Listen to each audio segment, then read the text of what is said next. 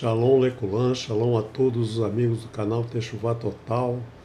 É um prazer muito grande estar com vocês para mais um estudo de um pedacinho da Torá. Que o Eterno abençoe você, tua casa, tua família e toda a tua parentela nessa semana em que comemoramos a festa de Purim. É uma semana de muita alegria, estamos todos ainda contagiados aí pela última festa.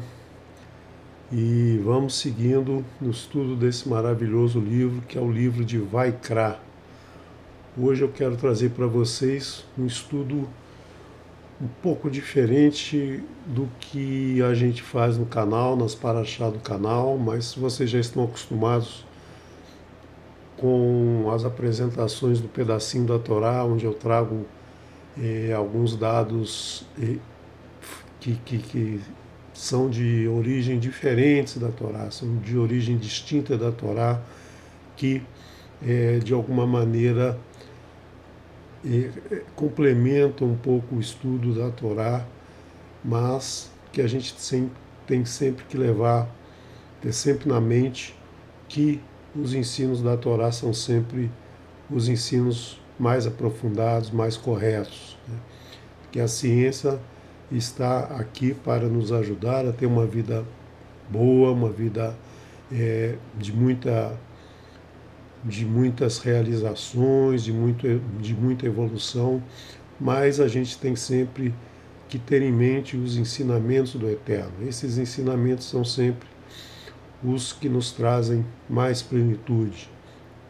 Então eu peço a você que abra o teu coração para que receba do Eterno os ensinamentos que Ele nos passa.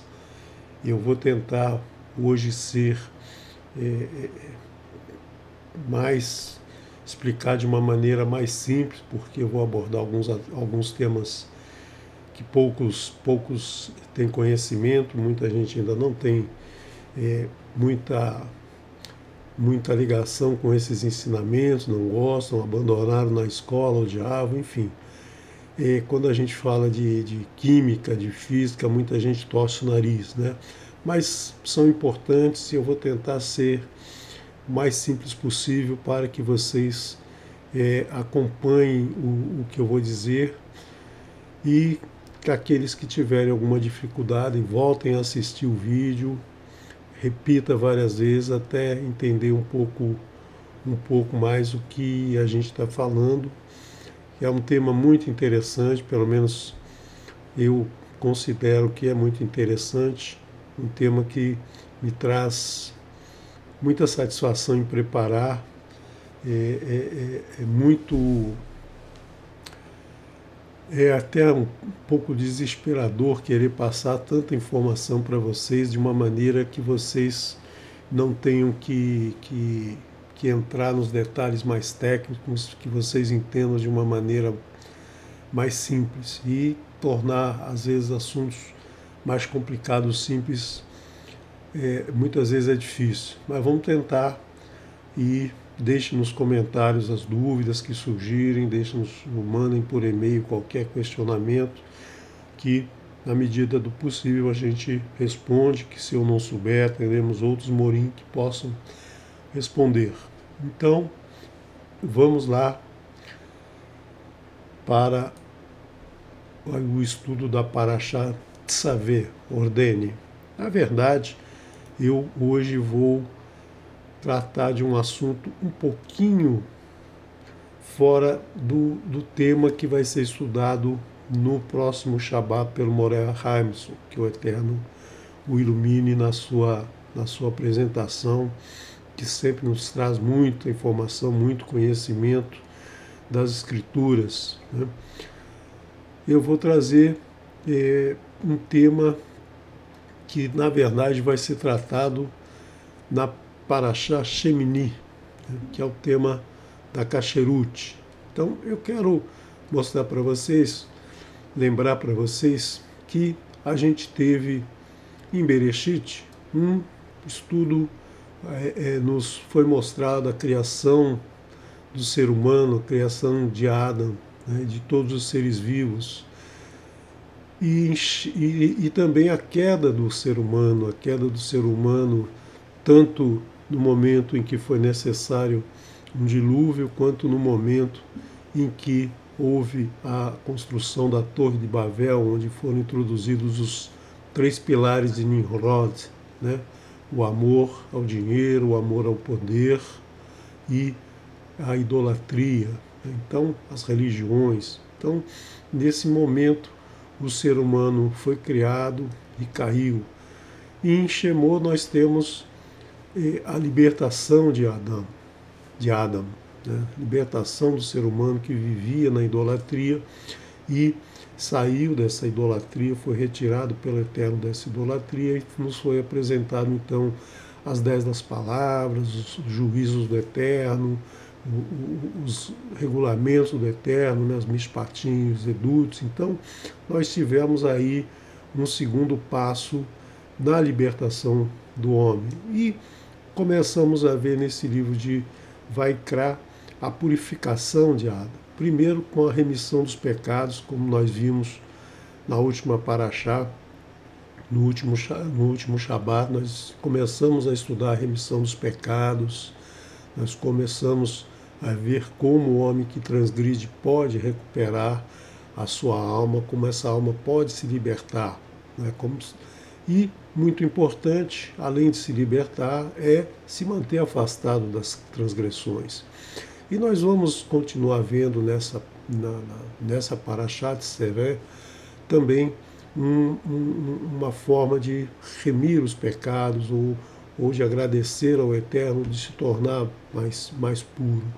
E mais à frente, na próxima semana, nós vamos ver um capítulo que trata da kasherut, a alimentação adequada. Esse estudo é muito importante, porque como a gente tem que lembrar, Shemini significa oitavo dia. É no 8º dia que o Mishkan passa a ser utilizado e é no 8º dia que o Eterno reafirma a sua aliança conosco, a sua aliança que para muita gente passa desapercebido, que é justamente essa aliança da kasherut. O Eterno considera o ser humano a sua obra-prima. Ele construiu todo o universo, os céus e a terra, justamente para que o homem tivesse deleite. E ele quer sempre o melhor para o homem, ele quer sempre que o homem tenha uma boa saúde, uma boa vida, uma vida de muita alegria, de muita plenitude. E nós vemos lá do estudo de Bereshit que muitos dos primeiros filhos de Adam, os primeiros Bnei Adam, viviam muitos anos, 700, 800, 900 anos. Né? Por que isso? Para hoje para a gente é muito difícil imaginar alguém viver mais de 100 anos. Né? Pouca gente vive mais de 100 anos e muitos falecem ainda em tenridade. Pensar em viver 700, 800 anos realmente não passa pela cabeça de ninguém, mas naquela época vivia-se assim. Por que se vivia tanto? Né? Por que o ser humano tinha essa capacidade de viver tanto tempo? Né? Muitos até questionam se isso é real ou não. Né? E nós vemos que o Eterno, então, sempre se preocupou com a nossa saúde desde o primeiro capítulo de Bereshit. Mas, por mais impressionante que seja, será que nós estamos preocupados com a nossa saúde? Né? Será que nós realmente estamos? Porque muita gente quer ter saúde, muita gente, quando fica doente, se desespera, clama ao Eterno, muita gente vai para as igrejas, para as praças, para onde tiver um alento de ajuda na sua saúde, as pessoas correm, as pessoas clamam ao Eterno, mas clamam geralmente quando estão doentes, né? Poucos, quando estão saudáveis, procuram o Eterno, procuram reconhecer a presença do Eterno, procuram agradecer ao Eterno. Né? Então, nós temos sempre que lembrar dos ensinamentos de Exu, que começava as suas frases agradecendo ao Eterno, reconhecendo o Eterno com a palavra Amém, Elohim Melenemã, Elohim é Rei Fiel. Né? Então, a gente muitas vezes esquece de agradecer ao Eterno pela vida que nós temos, pelo alimento que recebemos. Então, é muito importante a gente lembrar que desde do início, desde Bereshit, capítulo 1, verso 29, né, nós temos o Eterno nos dizendo qual é o alimento adequado para o ser humano. Mas o ser humano muitas vezes esquece, né? Muitas vezes não, a maioria das vezes, né? Muitos nem lembram, nem sabem o que está escrito nesse capítulo, nesse verso. Então é muito importante que o ser humano que nos construiu, que nos criou, que nos tirou do barro, né? Nos fez como a gente vai estudar um pouco mais à frente hoje, nós fomos criados da terra, nós somos partes da terra. Né? Ele sabe exatamente o que ele fez e o que é preciso para que a gente funcione bem, que a gente viva bem. Né? Eu digo funcione porque é muito comum na nossa era nos associar, nos relacionar um ser humano com uma máquina ou mais atualmente com um software ou um hardware, né? Um computador, uma coisa assim. Então, um fabricante que fabrica um carro, por exemplo, uma fábrica de automóveis faz um carro a gasolina, ela coloca no manual que o carro tem que ser abastecido com gasolina. Aí o cidadão resolve colocar álcool ou então óleo diesel no carro, o carro muitas vezes nem funciona, nem liga, nem sai do lugar. Né? E aí ele reclama, poxa, como é que pode? Eu fiz tudo certinho. Né?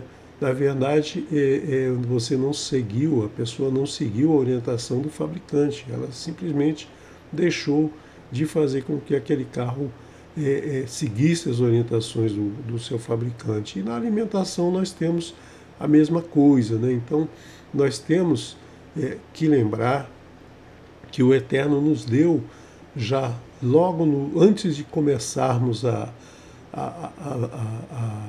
caminhar, antes de começarmos a viver a vida, antes ainda do sétimo dia, a gente já tinha uma orientação do que deveríamos comer. Né? Então, é muito importante a alimentação. Muita gente não se preocupa muito com a alimentação, se preocupa muito com o dia a dia, ainda mais na época atual em que tudo é muito rápido, tudo acontece muito rápido na nossa vida, a informatização é muito presente em nossa vida, a gente relega a alimentação para um segundo plano, quando toda a Torá fala muito da alimentação, o tempo todo ela fala sobre o pão, né, o pão que é o nosso alimento, em todo momento ela nos liga com a alimentação, da alimentação que devemos estender às pessoas que não têm alimento. Né? É muito fácil a pessoa ter um computador e não ter alimento, né? A pessoa ter um automóvel e não se alimentar muito bem. E a alimentação ela é muito importante na vida de todos. Né?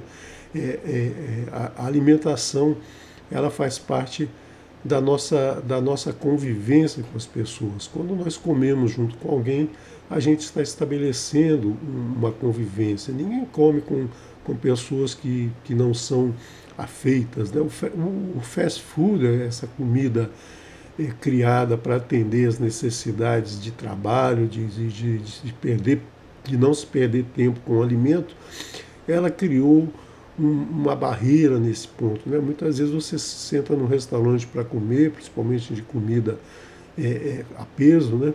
Você senta com pessoas que você nunca viu, nunca vai ver novamente, senta ali, come sem dar um sorriso, sem olhar para a pessoa, sem ter uma relação fraterna com essa pessoa. Então, é muito, muito ruim isso, porque tudo isso faz parte de uma boa alimentação, faz parte da saúde. A alimentação não é só a comida que a gente ingere, é todo um contexto. Né?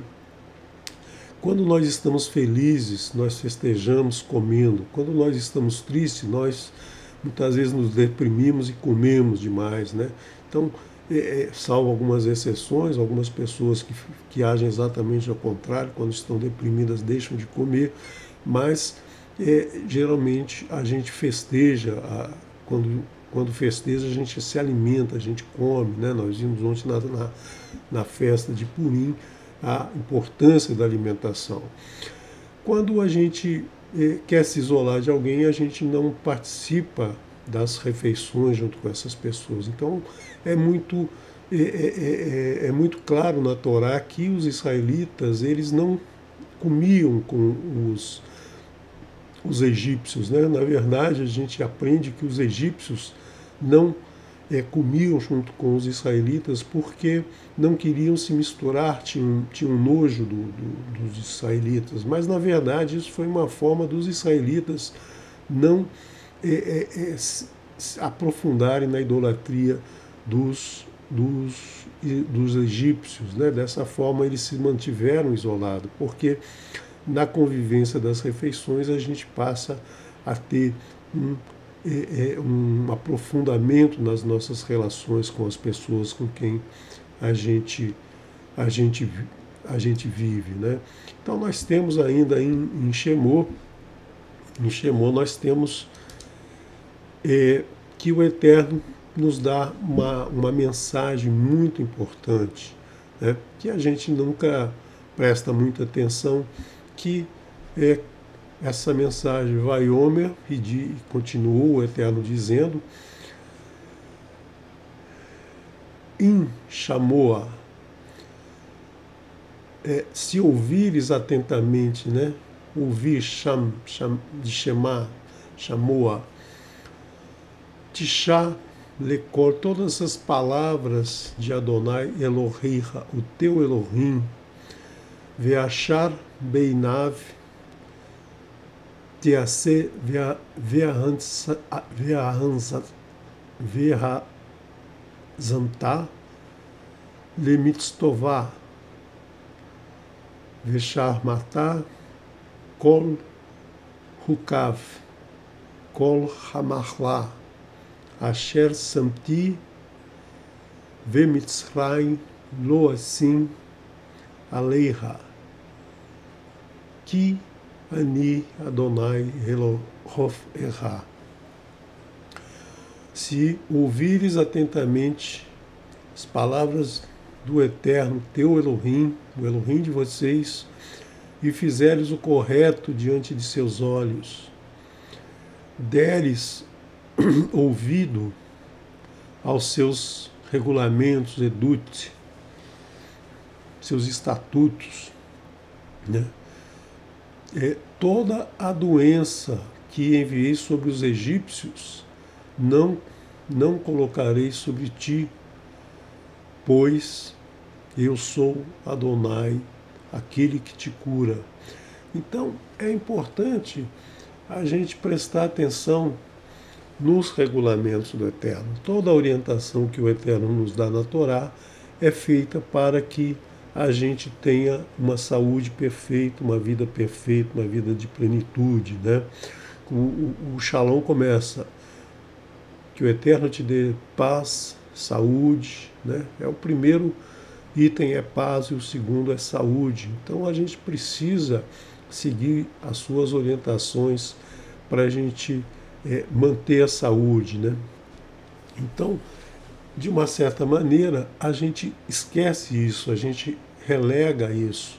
E a alimentação, então, é um item importante, vai ter um capítulo específico para falar do que a gente deve comer, apesar de que já foi apresentado logo na primeira página da Torá, nós já temos essa orientação, mas o Eterno repete muitas vezes essa orientação e a gente, pela nossa arrogância, pela nossa prepotência, a gente vai esquecendo dessa orientação, desses ensinamentos.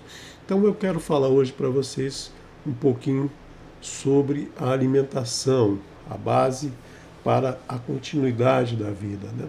A emoção envolve prazer, né? A gente envolve emoção. Então a gente gosta de comer, a gente sente prazer em comer, a gente se emociona nos alimentando, né? E isso devia ser uma constante em nossa vida. Muita gente, na pressa do dia a dia, esquece disso, né? Esquece de parar, agradecer ao Eterno pelo alimento e se alimentar de uma maneira feliz, saudável, né? E não só agradecer ao Eterno pelo alimento, mas agradecer ao Eterno por tudo o que está relacionado com o alimento, né? Com as pessoas que produziram o alimento, as pessoas que trouxeram o alimento até você, que permitiu com que você comesse. E a alimentação envolve, então, a visão, o olfato, o paladar, o tato, a audição, né? A gente não come qualquer coisa, a gente primeiro é atraído pela visão do prato, um prato bonito, bem preparado, bem feito, com um equilíbrio de cores, de alimento, né? Nos traz muito prazer em comer, a gente come com os olhos, né? Como se diz, o olfato, o aroma do prato, do alimento que a gente come, que seja uma fruta, um churrasco, seja lá o que for, o paladar, o tato, a temperatura que você sente do alimento na sua boca, a textura e até o barulho dos pratos, do mastigar, tudo isso tem a ver com a nossa alimentação. E as pessoas comem, como a gente já viu na porção Toldot, né? A gente já viu que a pessoa come ou porque tem fome, né? Está morrendo de fome, está no desespero naquele momento em que ela vê que vai perder suas forças, então ela come.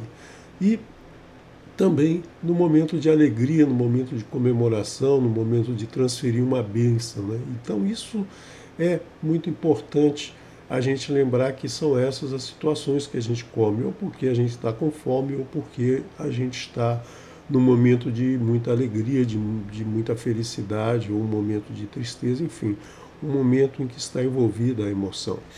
É muito importante, né, que o prazer, a emoção esteja envolvida com a alimentação, porque a gente vê que no dia, por exemplo, nos dias de hoje, que as pessoas comem rapidamente, comem qualquer coisa e só, digamos assim, engole a comida, né?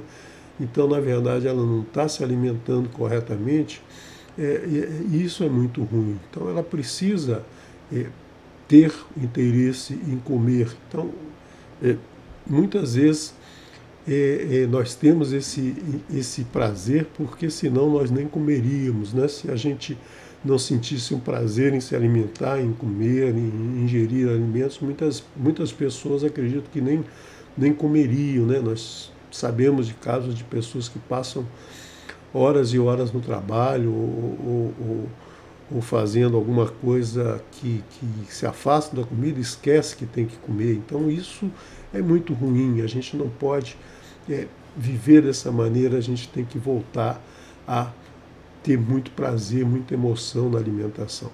Uma das coisas que me chama muita atenção e acredito que muita gente faça é o descaso com a ingestão de água, né? A água, ela não tem cheiro, não tem sabor, não tem cor. Então, muitas vezes as pessoas não sentem prazer em beber água, né? As pessoas não sentem nenhum prazer em tomar um copo d'água, principalmente se não tiver gelado ou com corante, com alguma coisa mascarando o sabor da água, né? Coloca-se lá umas cascas de laranja, um pedaço de abacaxi, enfim, alguma coisa que dê um sabor à água, se coloca um gás na água, enfim, alguma maneira das pessoas sentirem prazer em beber a água, né? Não beber a água pura da torneira na temperatura ambiente, mas é muito importante que a pessoa tenha esse prazer em comer, né? A água, eu acredito que a água justamente não desperta nenhum prazer para que a gente use o nosso livre-arbítrio, a nossa livre escolha para buscar a água, né? A Torá fala em muitos momentos a importância da água, a dificuldade que o povo passava sem ter água. Então, é muito importante que a gente beba muita água durante o dia. Há várias recomendações. Uma recomendação muito comum é você tomar 30 a 50 ml de água por quilo do seu corpo. Então, se a pessoa pesa 70 quilos, ela tem que tomar pelo menos 2 litros de água por dia, né? 2,5 litros de água por dia. Isso é muito importante, né?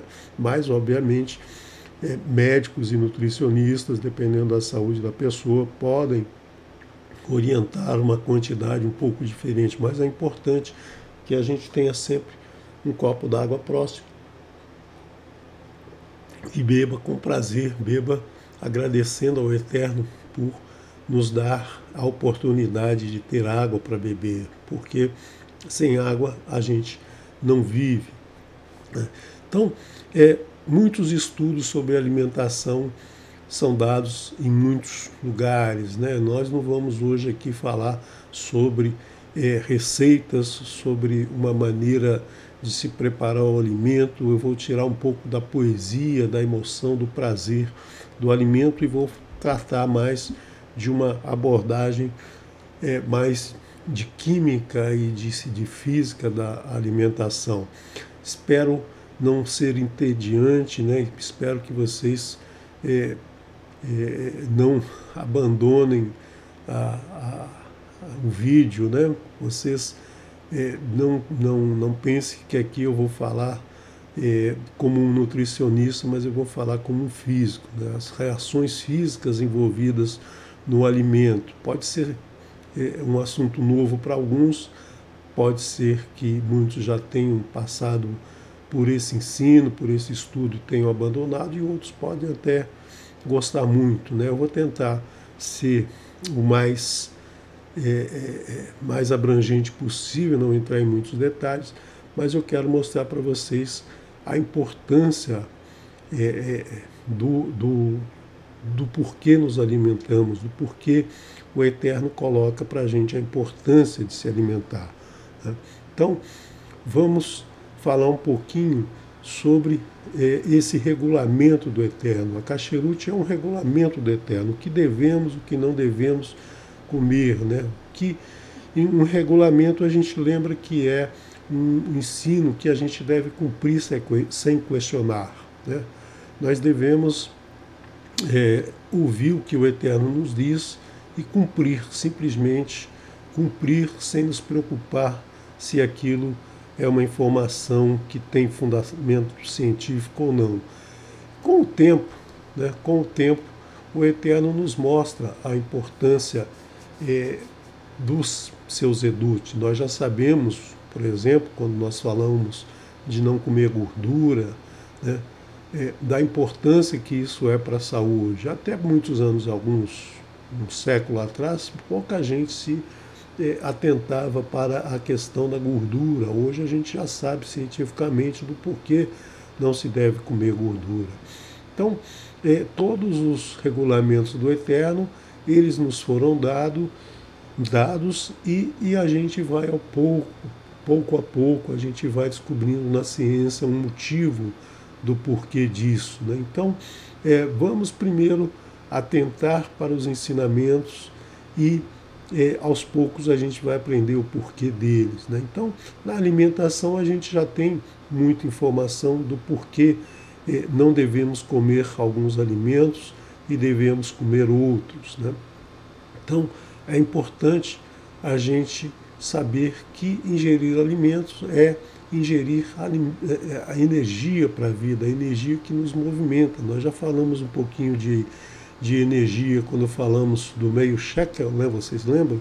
Quando a gente até trouxe uma relação que é muito importante na física, dizendo que toda a energia do sistema, do universo se conserva e a energia é o meio shekel daquilo que você pode realizar com essa energia, e o outro meio shekel é a energia que você acumula para em algum momento transformar em ação, né? Então, a ingerir alimentos é que nos vai permitir a energia da vida, a energia para que a gente possa continuar vivendo, que a gente possa continuar realizando tudo o que estamos aqui nesse mundo para realizar.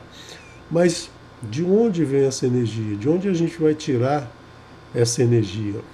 Acho que eu andei muito rápido.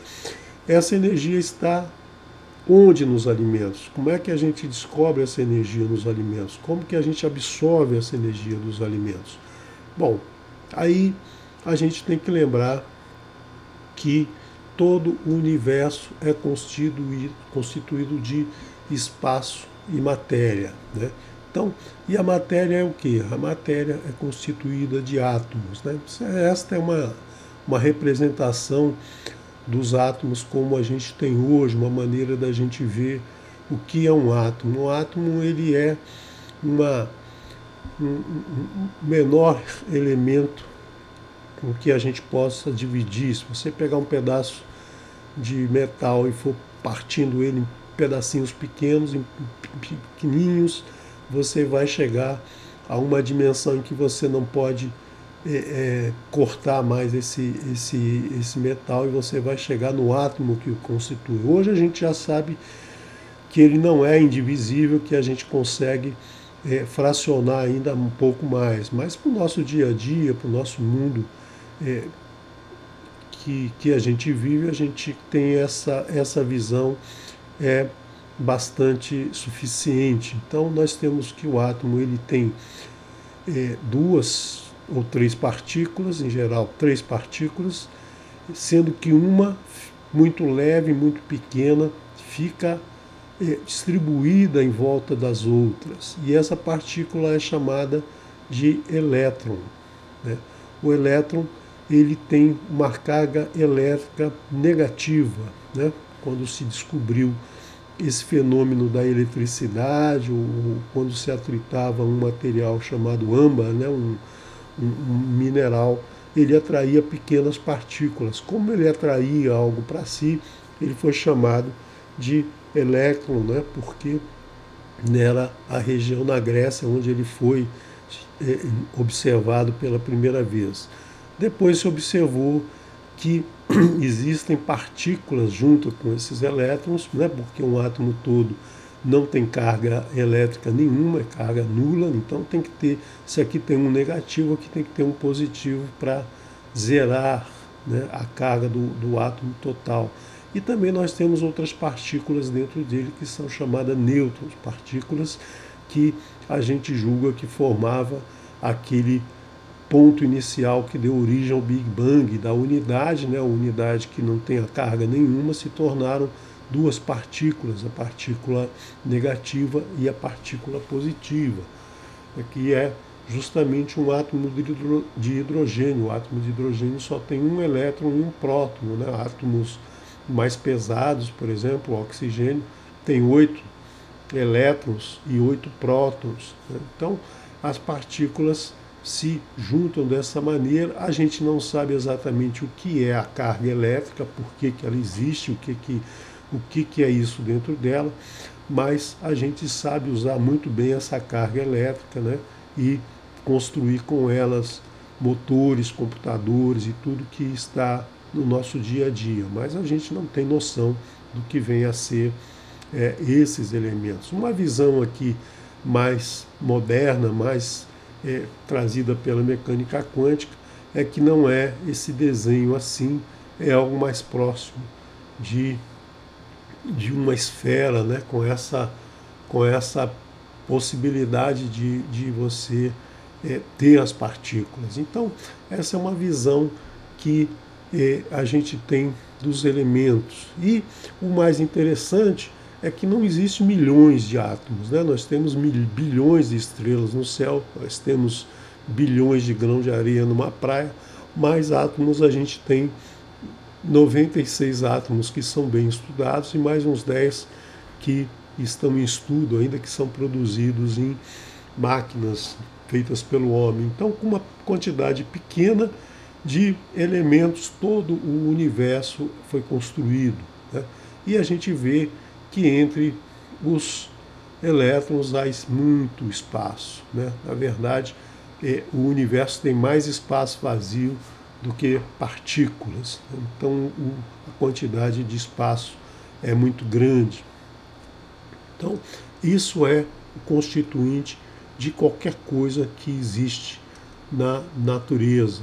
E o interessante é a gente perceber que esses elétrons se distribuem ao redor do núcleo de uma maneira que é muito interessante, né? Aqui começam algumas coincidências com a Torá, né? Então, eu queria que você atentasse para esses números, né? Existem, já foi descoberto há mais de 300 anos, 7 camadas em que os elétrons podem se distribuir. Os elétrons não se distribuem em 20, 30 camadas, eles se distribuem no máximo em 7. Todos os átomos conhecidos, eles se distribuem em 7 camadas, né? É muito interessante que o 7 nos traz muitas relações dentro da Torá. E mais ainda, em cada camada pode ter um número característico de elétrons. Não pode ter, por exemplo, 3 na primeira camada, ou 14, ou 17, ou qualquer coisa assim. Né? Na primeira camada só podem ter 2. Né? Então, a gente estabelece aqui a base de tudo, o número 2, as 2 tábuas com os pronunciamentos do Eterno. Então a gente tem aqui já alguns números que saltam aos olhos. A segunda camada e a terceira camada, onde estão a maioria dos elementos que fazem parte da nossa vida, tem 8 elétrons, né? 8 nos lembra a gemátria do nome do Eterno. Depois nós temos 18 em 2 camadas, que são exatamente 18 a gemátria da palavra vida. Depois, na sexta camada, são 32 elétrons, né? 32 nos lembra as 22 letras do Aleph Beit, mais os 10 números, né? E na última camada, fechando a camada de um átomo que é totalmente pleno, teríamos mais 18 elétrons. Então isso é muito interessante que seja dessa maneira, né? Nos trazendo aqui as relações que estão na Torá. Certamente um químico não vê esses números, né? Eu também nunca vi esses números dessa maneira antes de estudar a Torá, antes de encontrar esses números na Torá. Mas é muito interessante, é uma coincidência a mais entre todas as que a gente já encontrou com os números, né? E cada átomo ele é caracterizado pelo número de prótons, e o número de prótons, em geral, no átomo é o número de elétrons, para que a carga positiva desse com a negativa desse se torne nula. Então nós temos átomos específicos, por exemplo, o hidrogênio sempre é assim, em qualquer lugar do universo o hidrogênio é dessa maneira, tem um próton e um elétron. E um hélio, por exemplo, um gás de hélio, ele já tem 2 prótons, 2 nêutrons e 2 elétrons. O carbono já tem 6 elétrons e 6 prótons, né? E a gente lembra aqui que esse número 6 é um número muito importante, e o carbono é muito importante na vida sobre a face da Terra, né? A nossa vida só existe graças ao carbono, graças a esse elemento carbono, como nós vamos ver daqui a pouco. Então, esse número aqui, esse número Z, é chamado de número atômico, porque ele determina um elemento. Por exemplo, o hidrogênio é assim, o hélio é assim, o carbono é assim, o oxigênio tem as suas características, o cobalto tem suas características, o ferro tem suas características. E o que a gente faz? A gente consegue associar, o ser humano consegue associar, ou a natureza consegue associar elementos distintos de forma a produzir tudo o que a gente tem na face da Terra. Todos os minerais, todos os vegetais, todos os seres vivos, eles são compostos desses mesmos elementos que são unidos de uma maneira muito característica. Alguns se juntam de uma maneira mais fácil, outros de uma maneira mais difícil, alguns são mais facilmente encontrados, outros mais dificilmente encontrados. E, basicamente, a gente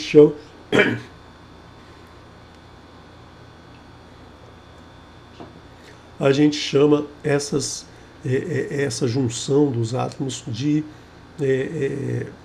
ligações ou de reações químicas. Então, por exemplo, o hidrogênio, ele tem né, um elétron só, e pela aquela regra, na primeira camada ele tem que ter dois. Então é muito comum os hidrogênios andarem em pares, eles andarem como uma molécula. A molécula é quando você tem dois ou mais átomos ligados de uma maneira estável. Né? Estável é quando ele atinge aquele número de elétrons. E quando eles se juntam, os elétrons, tanto esse elétron do hidrogênio quanto esse elétron do oxigênio, aqui a gente representa com cores diferentes, eles são iguaizinhos. Um elétron não sabe qual é a sua origem, o próton não sabe de onde que ele veio, são todos iguais, todos eles são exatamente iguais. Em qualquer lugar do universo, um elétron é igual ao elétron que faz parte do seu corpo. Então, é muito importante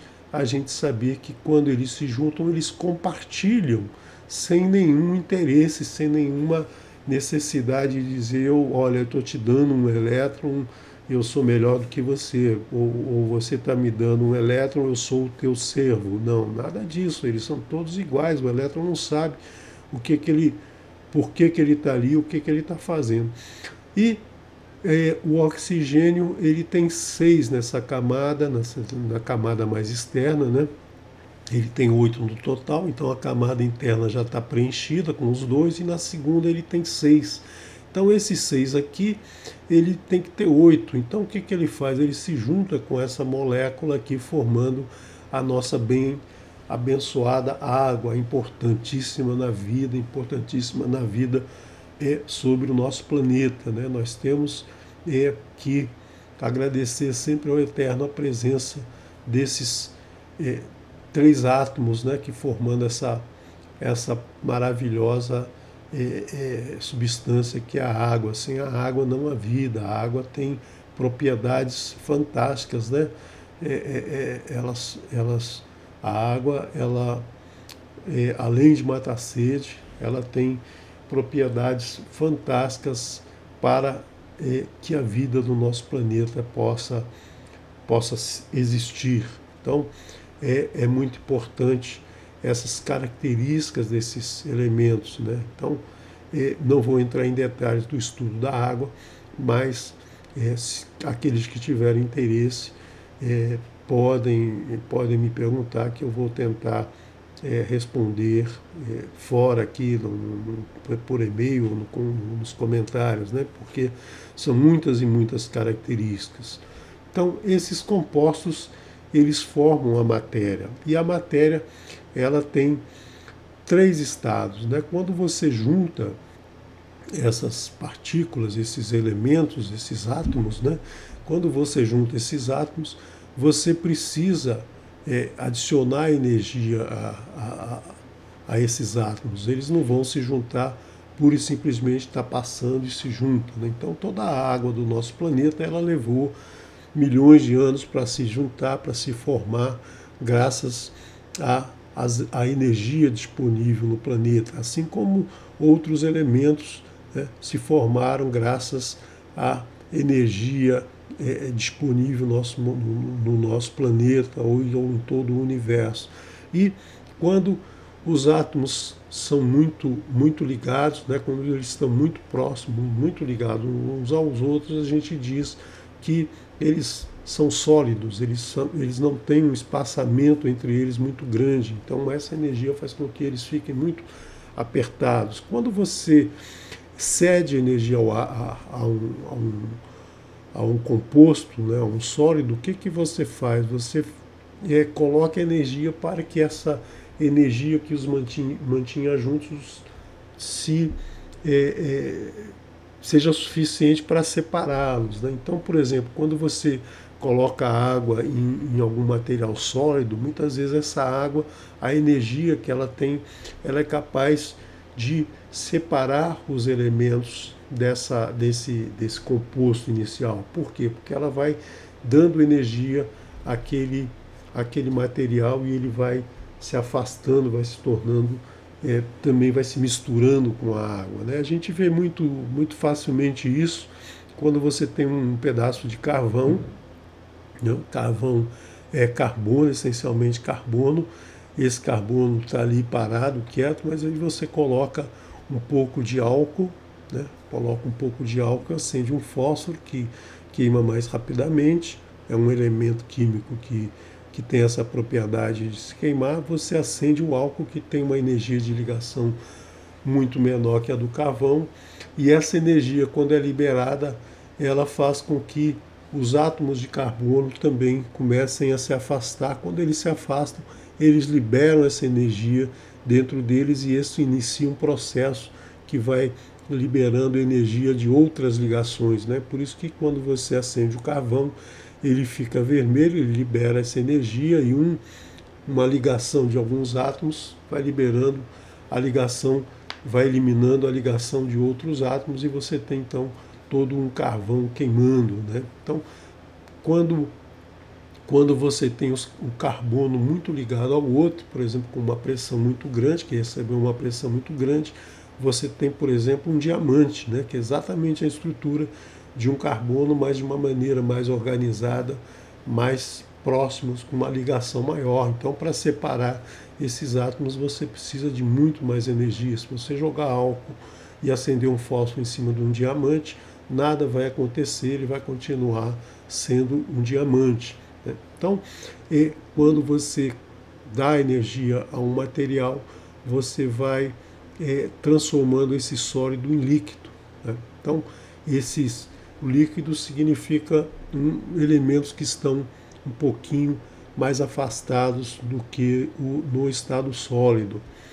E se você der mais energia ainda, se você aquecer ou fornecer energia de alguma maneira, você vai fazer com que esse gás se torne, esse líquido se torne um gás. Muitas vezes você passa do sólido para o gasoso sem perceber muito bem o estado líquido. É o que acontece com o carvão, né? Você queima o carvão, você vai ter a fumaça. Essa fumaça são partículas de água e de carbono que saem do carvão, né? Devido ao aquecimento, né?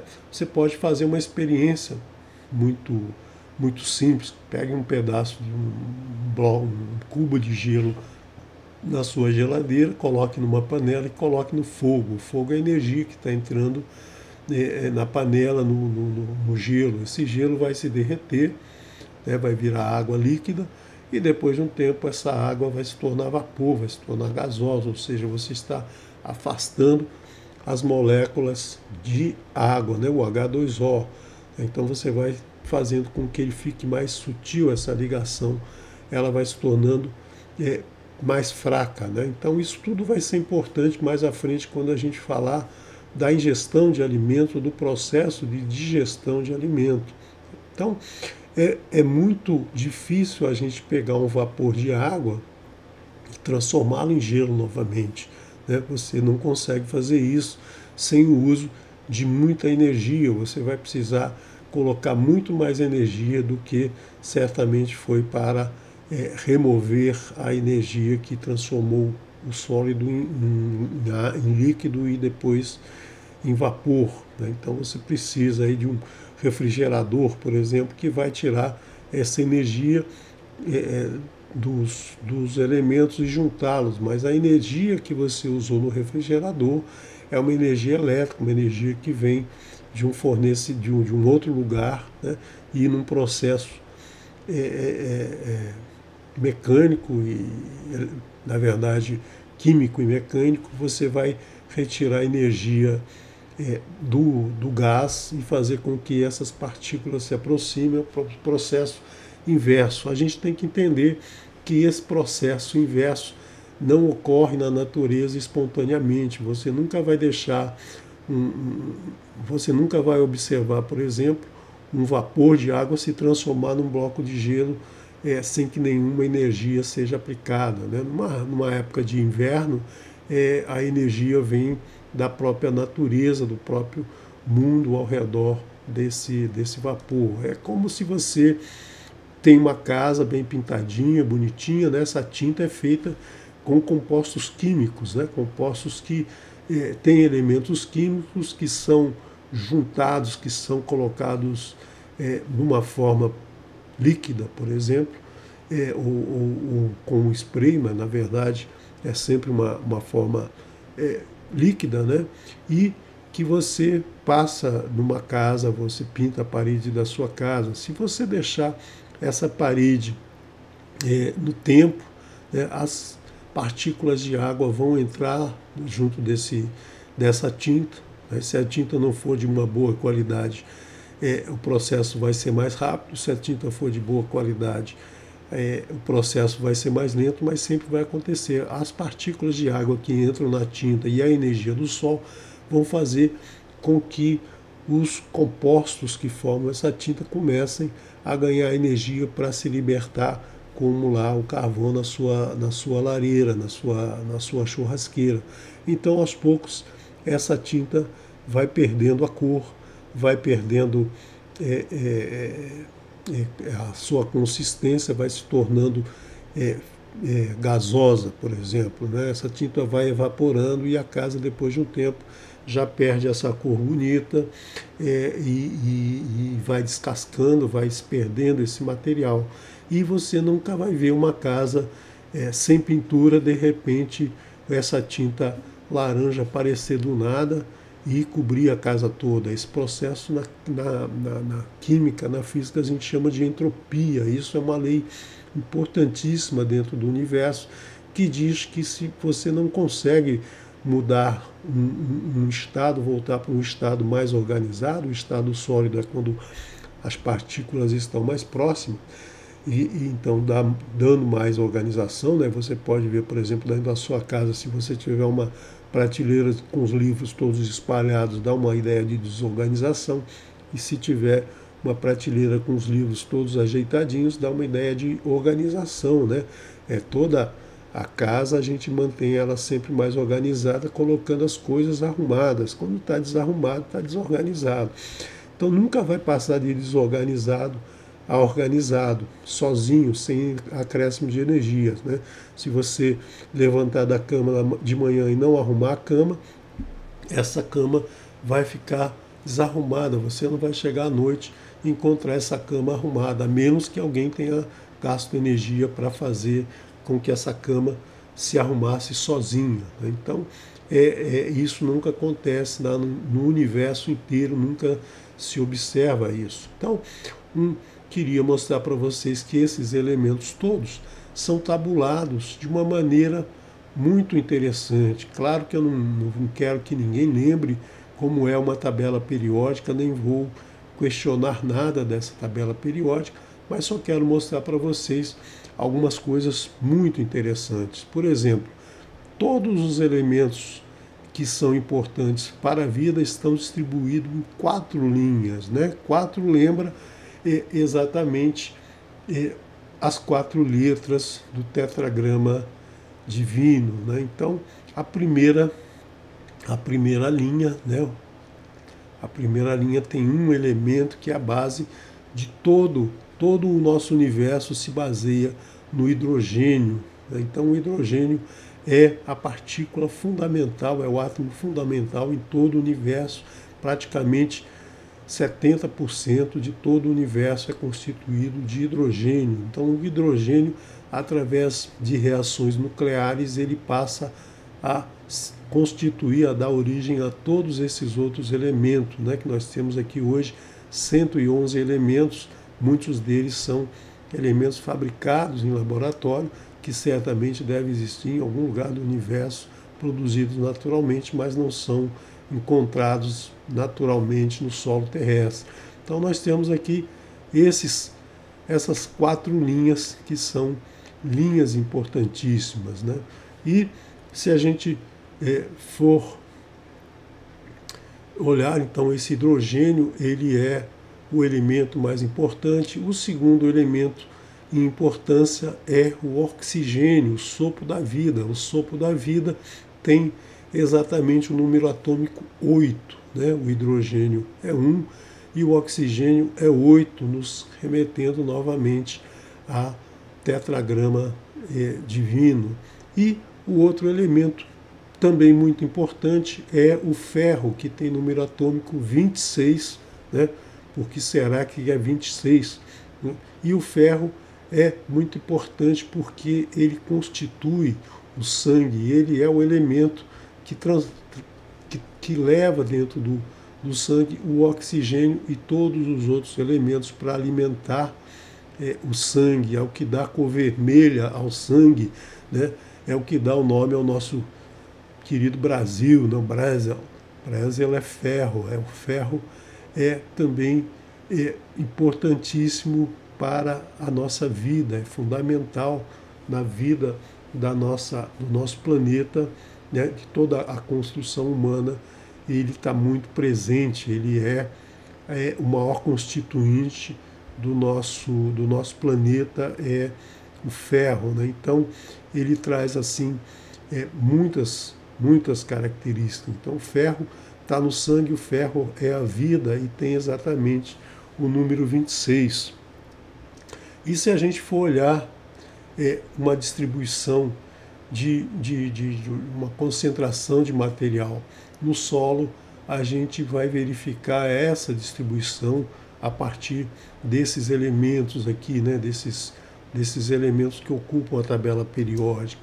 E é interessante notar que nós temos no nosso organismo 26 elementos que são constituintes, que os bioquímicos consideram que se faltar uma parte percentual muito pequena de qualquer um deles, a gente tem problemas sérios de saúde. 11 elementos ocupam 99,79% do nosso organismo e novamente quatro elementos são aqueles hidrogênio, carbono, nitrogênio e oxigênio, ocupam 96% do corpo humano, são constituídos de hidrogênio, carbono, nitrogênio e oxigênio, né?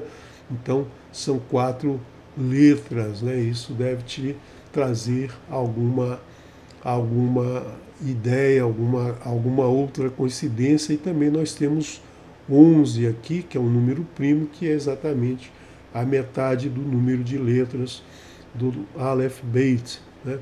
E os outros 15 elementos são elementos que existem em menor quantidade, que é 0,21%, mas que se faltar algum deles, né, como o boro, como o lítio, o zinco, o cobre, né, o próprio ferro, ele é pouco em nosso organismo, mas ele tem uma característica muito importante, ele é muito importante, então, dentro do funcionamento do ser vivo, né, e do ser humano principalmente. Então esses 26 elementos é que formam a base da nossa vida, da nossa existência.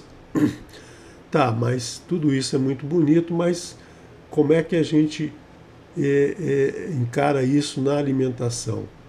Então não bastaria a gente simplesmente consumir esses alimentos sem precisar consumir esses elementos, desculpe, sem precisar se preocupar com a alimentação.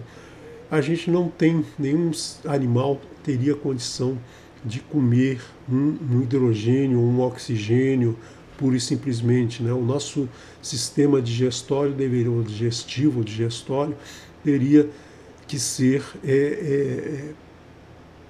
uma máquina fantástica, não caberia dentro de um corpo humano. Então é mais fácil a gente fazer compostos, principalmente com o carbono, porque o carbono ele se relaciona com os outros elementos de 4 maneiras, novamente o número 4, de 4 maneiras distintas, né? Ligações químicas de 4 formas distintas. Então ele é a base da nossa vida. Então, a partir do momento que você junta moléculas, você tem mais facilidade em retirar essa energia e decompor esses compostos para que seja um nutriente específico para repor células, para repor os nutrientes que estão dentro do nosso corpo, né? Não é à toa que o homem é feito do pó da terra. Por quê? Porque ele é feito daqueles 26 elementos que estão presentes no nosso solo.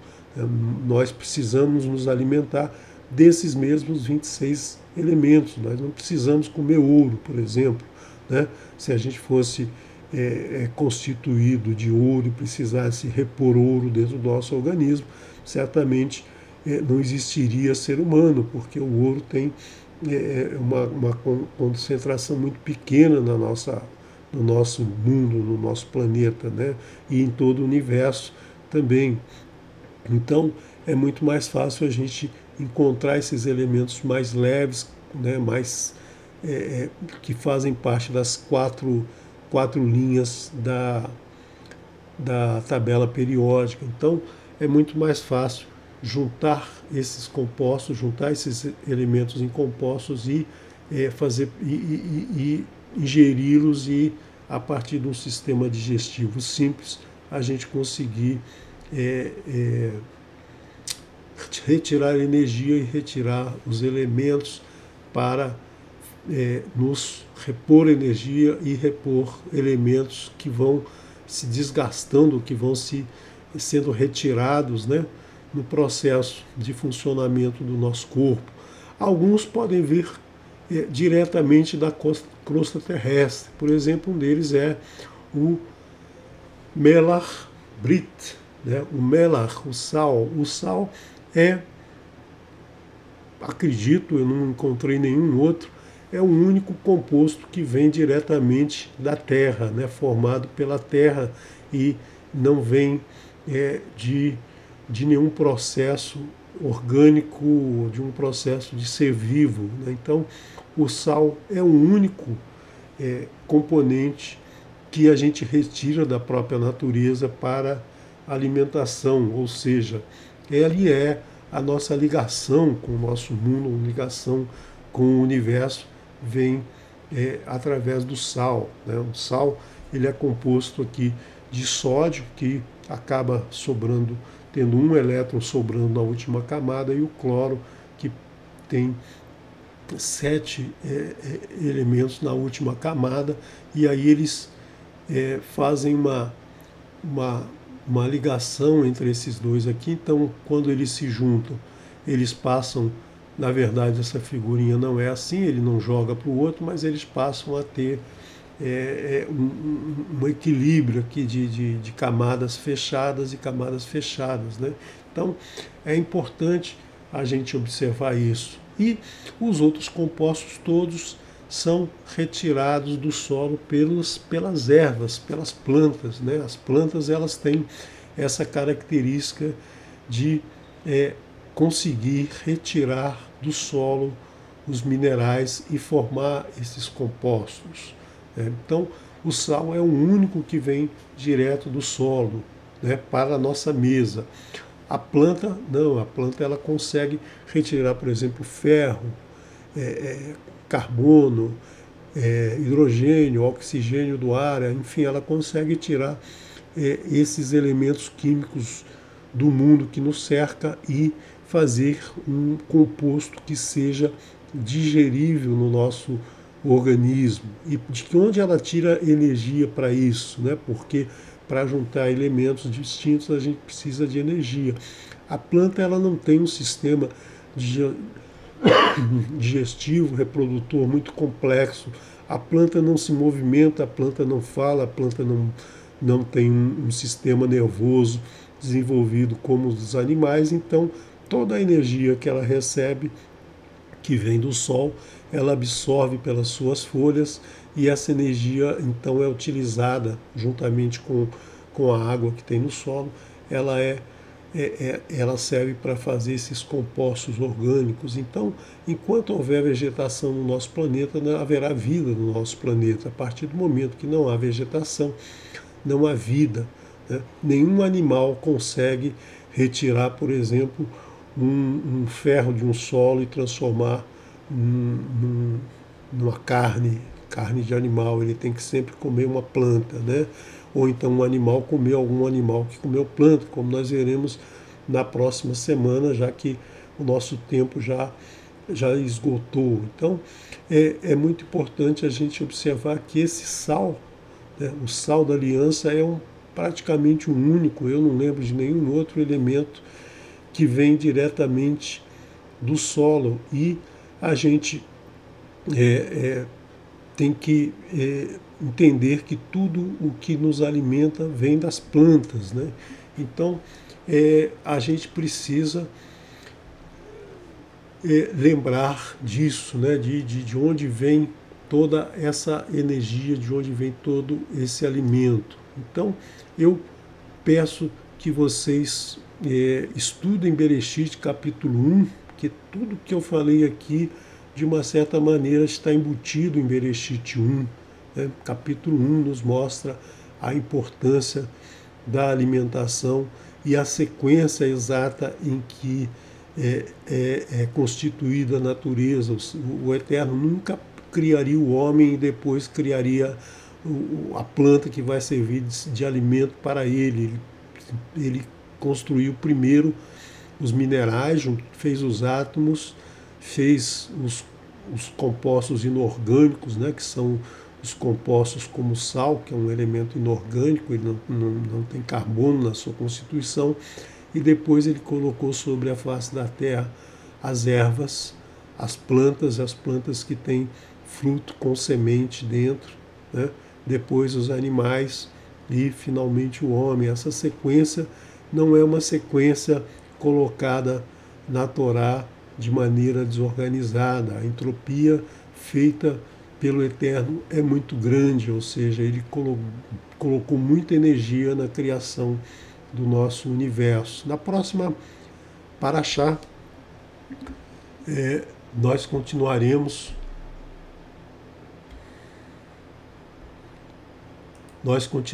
o nosso estudo, onde eu vou mostrar a importância disso tudo que eu coloquei hoje na nossa alimentação, como entra isso na nossa alimentação. Quis dar a vocês hoje apenas uma noção de onde vem o nosso alimento, quer dizer, o nosso alimento não vem do supermercado, não é o supermercado que produz ferro, carbono, hidrogênio, nitrogênio, e outros elementos, cloro, sódio, manganês, magnésio, enfim, para a nossa alimentação. A nossa alimentação vem toda do solo, que nos é separada, nos é preparada de forma que a gente consiga ingerir de uma maneira saudável através das plantas, né? Então, na próxima semana, se o Eterno permitir, eu vou trazer para vocês o passo seguinte do nosso estudo, né? Então, quero desejar a vocês uma boa semana, um bom final de semana, um Shalom Shabbat a todos, que amanhã, então, a gente se encontre aqui com Moré Haim, se o Eterno se permitir, para mais um estudo da Parashá Savé, né? E na próxima semana, se o Eterno permitir, a gente vai continuar esse estudo que eu acho fantástico, maravilhoso, observar tantos detalhes da Torá dentro de uma tabela periódica, por exemplo, coisa que não é muito comum os químicos observarem, não é muito comum os físicos observarem, mas que tem uma relação muito importante com a Torá. Shalom, shalom. Quero colocar para vocês a música da dupla harpa Varim, No Monte Gilboa.